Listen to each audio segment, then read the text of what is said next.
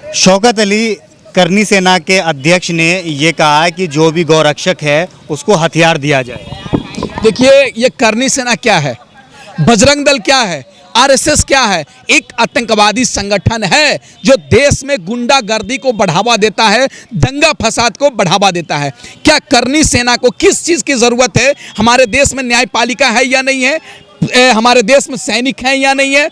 Police force है या नहीं है? जब हमारे देश में पुलिस फोर्स है, सैनिक है, कोर्ट है, न्यायपालिका है, तो इन गुंडों को हथियार देने की क्या जरूरत है? ये सरकार इन करनी सेना हो, बजरंग दल हो, एबीवीपी हो, तमाम चीज़ों पर आरएसएस हो, तमाम जो गैर राजनीतिक संगठन है जो आतंकवाद को बढ़ावा देती है, जो दंगा फसाद को बढ़ावा देती है, उन सब चीज़ों को बैन लगा देने की जरूरत है। करनी सेना आतंकी संगठन बिल्कुल, क्या काम है उसका? करनी सेना का क्या काम है आप बताइए? अरे हिंदू का रक्षा करते हैं, देश का प्रधानमंत्री हिंदू है, राष्ट्रपति हिंदू है, देश का तमाम राज्य का मुख्यमंत्री हिंदू है, तो हिंदू खतरे में है? जब देश का मुसलमान राष्ट्रपति था, देश का सिख प्रधानमंत्री था, उसमें हिंदू खतरे में नहीं था। लेकिन आज हिंदू प्रधानमंत्री है, राष्ट्रपति है, मुख्यमंत्री है, गृह मंत्री है, विदेश मंत्री है, सब कुछ है, तब हिंदू खतरे में है? ये सरकार के द्वारा लगातार हमारे हिंदू भाइयों को डराया जा रहा है, धमकाया जा रहा है कि हिंदू खतरे में है। हिंदू खतरे में नहीं है, इन नेताओं की कुर्सी खतरे में है, इन बेईमानों की कुर्सी खतरे में है, प्रधानमंत्री की कुर्सी के खतरे में है, इसलिए लोगों को डराया जा रहा है। करनी सेना की बात करते हैं, करनी सेना का क्या काम है? आपने देखा होगा मेवात में आसिफ को जब मार दिया गया तो करनी सेना का नेता पंचायत करता है और बोलता है मुसलमानों को मारो। भाई ये अभी तक उस पर कार्रवाई नहीं, उसको जेल में नहीं डाला गया। वैसे लोगों को जेल में डालने की जरूरत है, तभी जाकर हम लोगों जैसे लोगों को न्यायपालिका पे भरोसा रहेगा। करनी सेना के जो अध्यक्ष उन्होंने कहा कि मेवात में जो है कई ऐसे गांव हैं हिंदुओं के जिसको खाली करवा दिया गया। हाँ। तो सबसे पहले करनी सेना के राष्ट्रीय अध्यक्ष को चुल्लू भर पानी में डूब के मर जाना चाहिए कि आपने प्रधानमंत्री से क्यों नहीं मिला कि उस गांव के हिंदू भाई कैसे जा रहे हैं गांव छोड़कर, उनको बसाया जाए। तुमने राष्ट्रपति से, प्रधानमंत्री से क्यों नहीं सवाल किया? हरियाणा के मुख्यमंत्री से सवाल क्यों नहीं किया? देश का गृह मंत्री से क्यों नहीं सवाल किया? तुम तो बस केवल लोगों को गुमराह कर रहे हो कि हिंदू छोड़ के जा रहे हैं। हिंदू भाई कैसे जा सकते हैं? नहीं जा सकते हैं। करनी सेना के राष्ट्रीय अध्यक्ष को चुल्लू भर पानी में डूब मरना चाहिए कि तुम क्या कर रहे हो, तुम्हारे हिंदू भाई गांव छोड़ रहे हैं। ये देखिए पूरी तरीके से झूठी वाकया है। अब बताइए गांव का नाम, मैं जाकर जांच करूंगा, कल उस गांव में जाकर बता दूंगा सच्चाई क्या है, आपके साथ जाऊंगा और सच्चाई बताऊंगा। सच्चाई ये नहीं है, सच्चाई ये है कि राजनीति में ये कुछ विधायक मंत्री सांसद बनना चाहते हैं, इसलिए मोदी की चापलूसी करते हैं और हिंदू मुस्लिम आपस में लड़ाने वाली बात कर रहे हैं कि हमको कुछ मिल जाएगा। यही तो चाह रहे करनी सेना के लोग। करनी सेना जब कोरोना महामारी में आया तो ये करनी सेना के लोग कहां थे? एक लोगों को दवा नहीं पहुंचाने का काम किए, एक लोग को ऑक्सीजन पहुंचाने का काम नहीं किए। जब देश में बाढ़ आता है, फ्लड, उस समय आप एक आदमी को खाना पहुंचाने का काम नहीं करते हैं, तो किस चीज का सेना भाई? करनी सेना नाम रखने से सेना नहीं होता है। इसको बैन कर देने की जरूरत है। इस तरह के आतंकवादी संगठन चैलेंज कर रहे हैं। बिल्कुल, मैं करनी सेना को चैलेंज कर रहा हूं कि ऐसे गैर जो आतंकवाद को बढ़ावा देता है, दंगा फसाद को बढ़ावा देता है, उस तरह के सेना को, उस तरह के संगठन को बैन कर देने की जरूरत है। इस बात को मानिए, क्या जरूरत है भाई देश में आरएसएस का? करनी सेना क्या जरूरत है? समाज सेवा करते हैं ना आरएसएस। क्या समाज सेवा? वही तो कह रहे, क्या समाज सेवा करते हैं? जब देश में कोरोना महामारी आया तो 1 लीटर पानी भी लोगों को पहुंचाने का काम नहीं किए, एक पैरासीटामोल भी पहुंचाने का काम नहीं किए, एक रेमडेसिविर इंजेक्शन भी पहुंचाने का काम नहीं किए, एक ऑक्सीजन भी पहुंचाने का काम नहीं किए। लेकिन स्वयं सेवक अपने आप को कहते हैं राष्ट्र स्वयं सेवक। देखने गए कि पैरासीटामोल पहुंचा नहीं रहे, रेमडेसिविर जो वैक्सीन है, वो मेडिसिन है, वो पहुंचा नहीं रहे। आप देखने गए? 15 अगस्त 1947 को हमारा देश आजाद हुआ, क्या आप देखने गए थे? क्या आप देखने गए थे? क्या नहीं, सुनिए ना, सुनिए, बात को समझिए। आपने देखा ना हमने देखा। हाँ।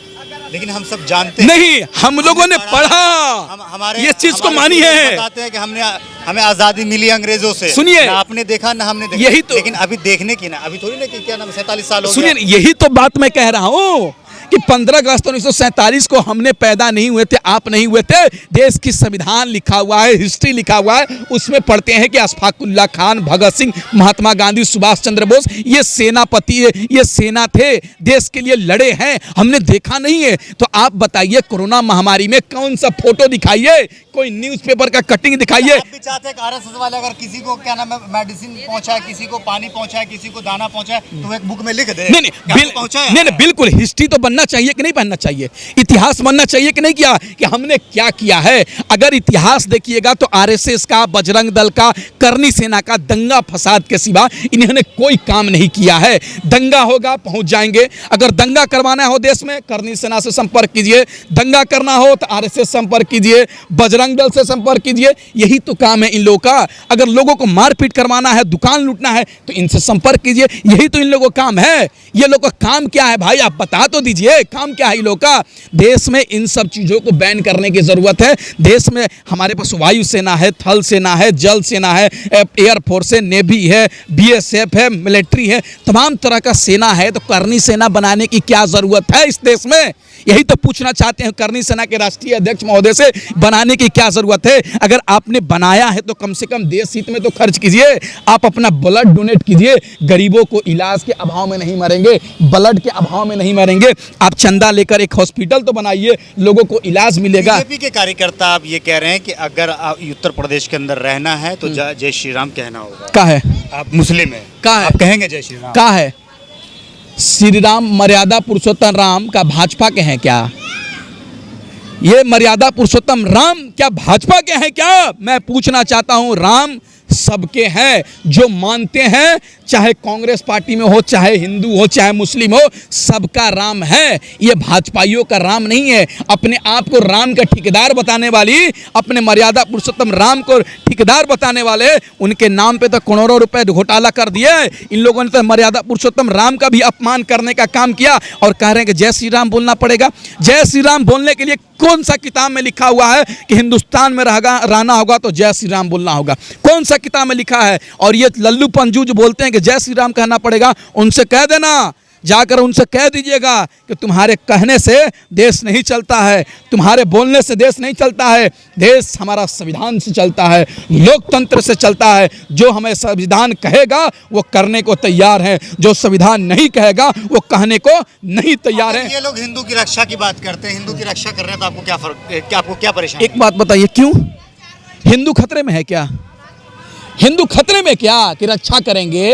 ये कहिए कि हिंदू खतरे में नहीं है, मोदी जी का कुर्सी खतरे में है, योगी जी का कुर्सी खतरे में है, अमित शाह जी के कुर्सी खतरे में है और मोटकी स्मृति ईरानी का कुर्सी खतरे में है। इसलिए तो कह रहे हिंदू का रक्षा कर रहे हैं। अरे भाई, हिंदू को रक्षा करने की जरूरत नहीं है, हिंदू खुद अपनी रक्षा कर लेगा, इंसान खुद अपनी रक्षा कर लेगा। क्योंकि हमारा देश का संविधान है, किसी को दबा नहीं सकते, किसी को कुचल नहीं सकते, किसी को अपना मजहब मानने से, अपना धर्म मानने से नहीं रोक सकते। इस हिंदुस्तान में सिख भी अपना इबादत करता है, मुसलमान भी अपना इबादत करता है, हिंदू भाई भी अपने पूजा पाठ करते हैं। सिख, जैन, ईसाई, तमाम जाति के लोग, हिंदू, मुस्लिम, सिख, ईसाई, तमाम जाति के लोग अपने अपने धर्म को अपनाते हैं और भाईचारे के साथ इस देश में रहते हैं। आपने कहा कि करनी सेना को बैन कर देना चाहिए, चाहे वो जितने भी हमारे देश के अंदर मजहब, जितने भी धर्म के लोग रहते हैं, सबका एक एक अपना अपना संगठन है, तो क्या सबको बैन कर देना चाहिए? देखिए, अगर उस तरह का दंगा फसाद करता है,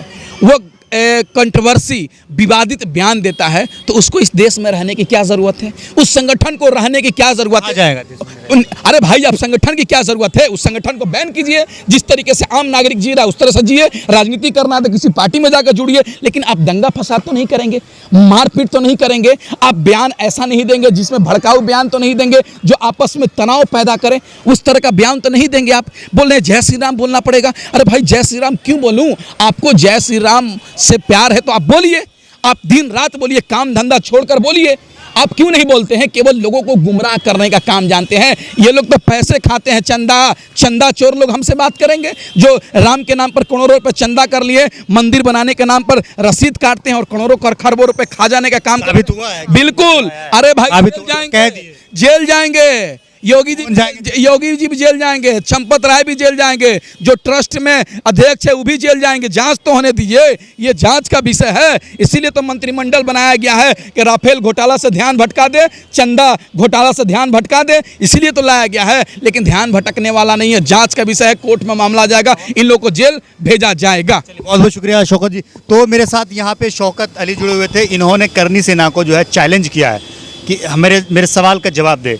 वीडियो को आपको कैसा लगा, अच्छा लगा तो इसे लाइक और शेयर जरूर कीजिएगा। जय हिंद, जय भारत, अपना ख्याल रखिए, हंसते रहिए, मुस्कुराते रहिए।